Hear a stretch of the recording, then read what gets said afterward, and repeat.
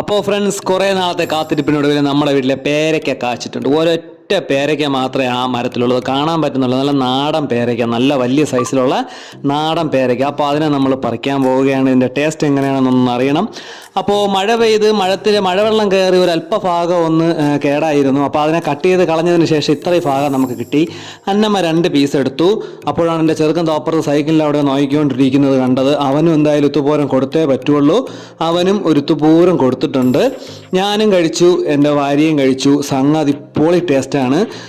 ഇത്രയ്ക്ക് ടേസ്റ്റ് ഉണ്ടെന്ന് ഞാൻ വിചാരിച്ചില്ല. നല്ല നാടൻ പേരയ്ക്കയാണ്, ബഡ് ചെയ്ത നാടൻ പേരയ്ക്ക. എന്തായാലും അത് ഇത്ര പെട്ടെന്ന് തന്നെ അത് കാച്ച് ആദ്യത്തെ ഒരു കാ കിട്ടി. അതെൻ്റെ മക്കൾക്ക് കൊടുത്തു. അവർ 2 പേരും കഴിച്ചു. അന്നമ്മയ്ക്ക് വളരെയധികം ഇഷ്ടപ്പെട്ടു, ആശാനും വളരെയധികം ഇഷ്ടപ്പെട്ടു, എനിക്കും ഇഷ്ടപ്പെട്ടു. എത്രയും പെട്ടെന്ന് അടുത്തിനി കുറച്ച് കായോടെ കിട്ടിയെന്നുണ്ടെങ്കിൽ പറിച്ച് വീണ്ടും ഒന്ന് കഴിക്കാൻ വേണ്ടി ഉള്ള കാത്തിരിപ്പാണ്, വെയിറ്റിംഗ്.